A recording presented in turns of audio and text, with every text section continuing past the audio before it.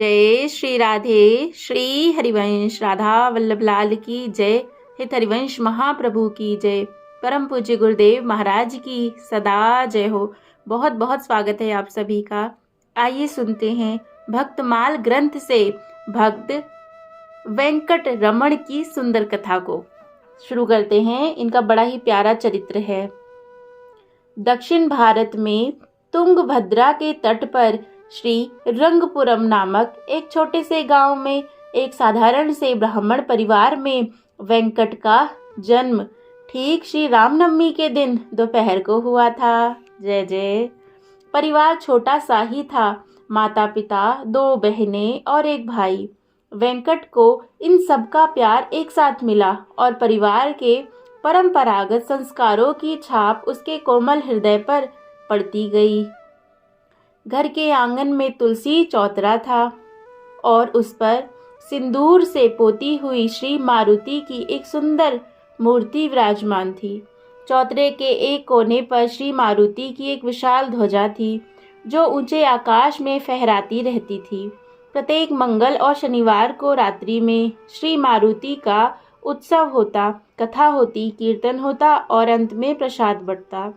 वेंकट के पिता कथा बाँचते, कीर्तन कराते। माँ बच्चे को गोद में लेकर बैठती और कीर्तन में पीछे पीछे बोलती। खूब ताल और स्वर के साथ कीर्तन होता। बालक वेंकट अभी माँ के साथ साथ तुतलाता हुआ कीर्तन करता। जय जय श्री राधे। वेंकट 4थे वर्ष में पदार्पण कर चुका था। अब अच्छी तरह स्वर के साथ कीर्तन करता था। कथा में भी वेंकट को विशेष रस आने लगा। वह बड़े ध्यान से कथा सुनता। ऐसा मालूम होता कि पूर्व जन्म के संस्कारों के कारण उसे कथा की सारी बातें अपने आप खुलती जाती थी। एक बार मंगल का दिन था। आध्यात्म रामायण के किष्किंधा कांड की कथा हो रही थी। भगवान श्री राम अपने प्रिय भाई लक्ष्मण को पूजा की विधि बतला रहे हैं। प्रसंग बहुत सुंदर था। आज एक बात वेंकट को बहुत प्यारी लगी। कथा आरंभ के समय ही पिता ने व्यास आसन से श्री मारुति के चरणों में वंदना करते हुए एक श्लोक पढ़कर उसकी व्याख्या करते हुए उन्होंने श्रोताओं को समझाया कि जहाँ जहाँ प्रभु श्री रघुनाथ जी की कथा और कीर्तन होता है वहाँ श्री हनुमान जी महाराज अवश्यमेव रहते हैं और हाथ जोड़े आंखों में आंसू भरे प्रेम पूर्वक कथा सुनते हैं।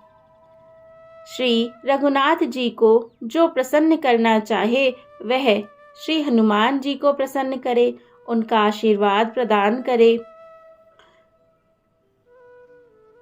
श्री राधे श्री राधे। तो जो रघुनाथ जी को प्रसन्न करना चाहे वह हनुमान जी को प्रसन्न करे, उनका आशीर्वाद प्रसाद प्राप्त करे। इस प्रकार बड़ी सुगमता से बहुत थोड़े समय में श्री मारुति की कृपा से श्री रघुनाथ जी के चरणों में अविचल भक्ति प्राप्त होती है। श्री हनुमान जी की उपासना व्यर्थ नहीं जाती। वेंकट के हृदय में यह बात बैठ गई। उसने मन ही मन निश्चय किया कि अब श्री मारुति की उपासना करके प्रभु श्री रामचंद्र जी का दिव्य दर्शन करूंगा, अवश्य करूंगा। श्री मारुति राय के संबंध में अधिकाधिक जानने की लालसा वेंकट रमण के हृदय में बढ़ती गई।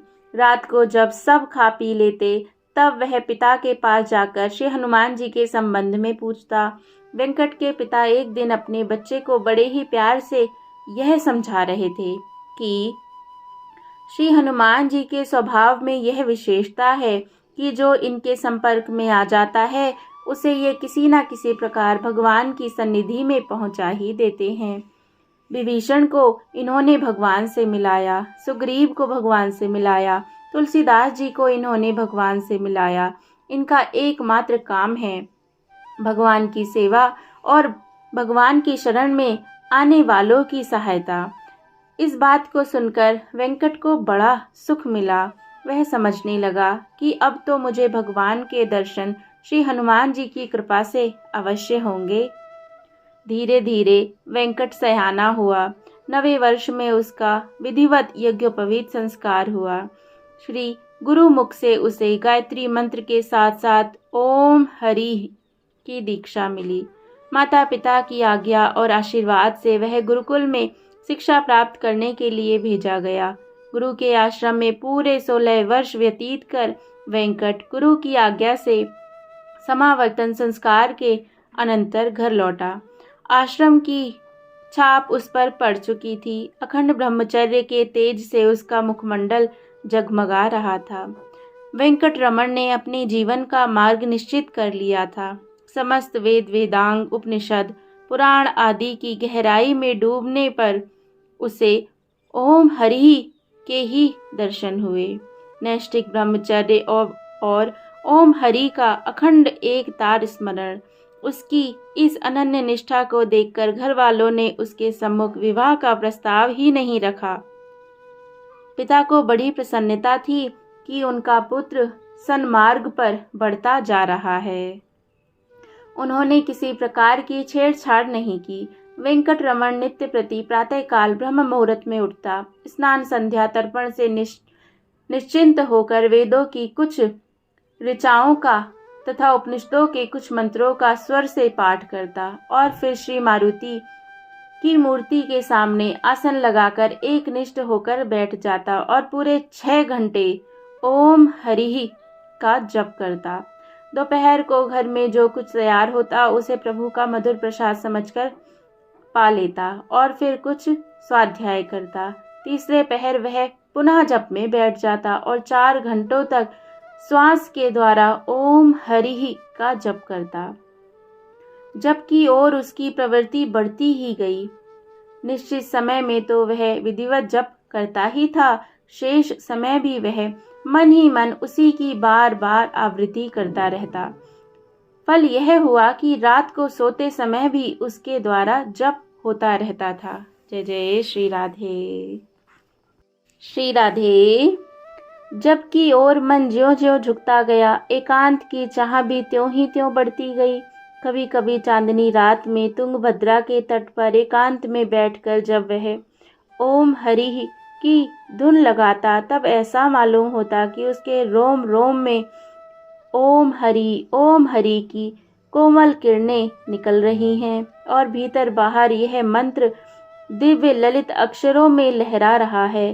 पूरे 11 वर्ष इस प्रकार इस मधुर साधना में बीत गए, परंतु वेंकट को मालूम होता अभी कल ही इस मार्ग में प्रवृत्त हुआ हूँ। आज श्री हनुमान जी की जयंती थी। दिन भर वेंकट के घर बड़ी धूमधाम रही। आधी रात तक जागरण हुआ, खूब भजन हुआ, पद गाए गए, कथा हुई, श्री मारुति के नाम का धुआंधार जय घोष हुआ, प्रसाद बटा, सब लोग घर गए, परंतु वेंकट रमन के मन में एक विचित्र प्रकार का आंदोलन छिड़ा हुआ था। उत्सव समाप्त होते ही पंचामृत लेकर वह धीरे से घर से सरका और नदी की ओर बढ़ा। चैत्र शुक्ला पूर्णिमा की आधी रात, तुंगभद्रा का बालुकाय तट, बासंती बयार के झोंके, वन पुष्पों की पराग से मदमाती वायु की अटखेलियां। वेंकट अपने इष्ट देव श्री मारुति के ध्यान में बैठ गया।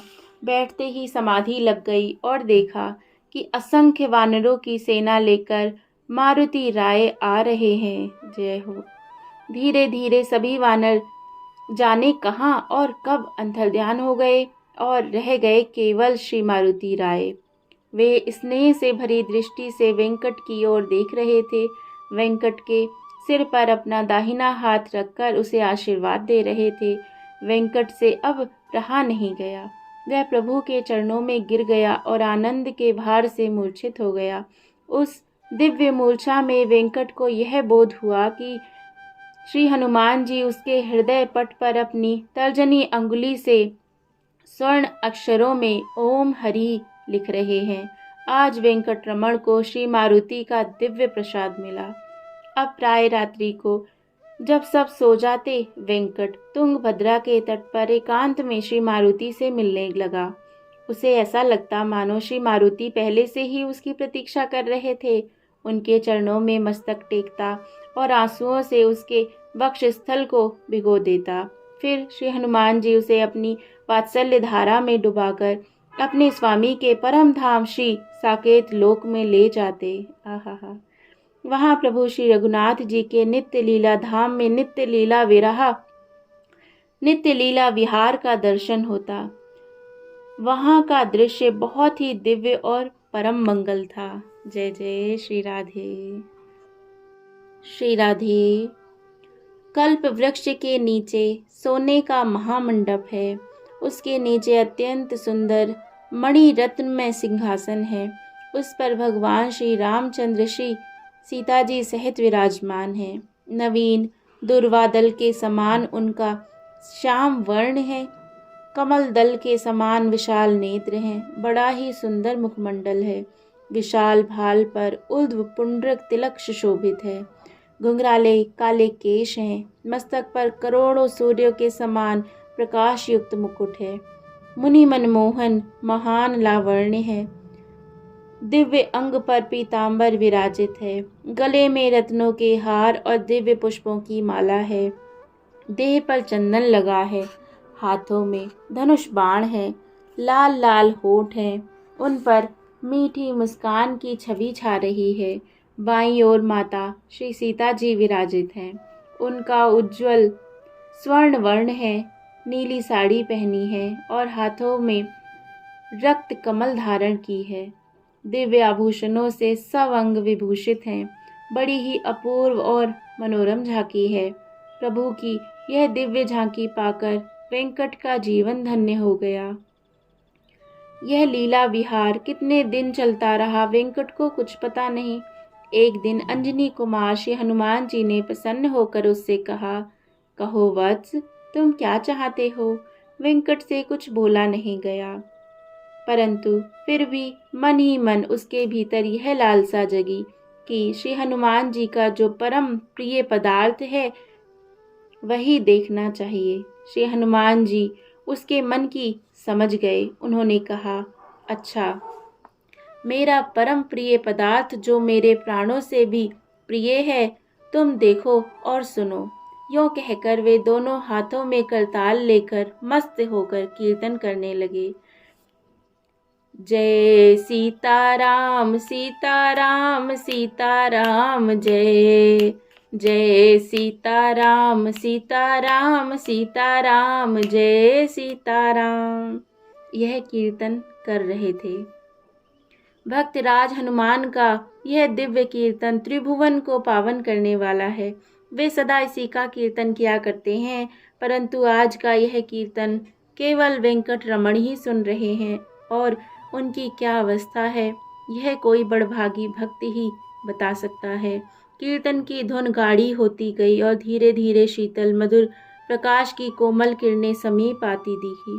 साक्षात प्रभु रघुनाथ जी माता जानकी सहित वहां पधारे और अपने मंद मंद मृदुल हास्य से अपने भक्त श्री हनुमान को और अपने भक्त के भक्त वेंकट रमण को कृतकृत्य कर दिया।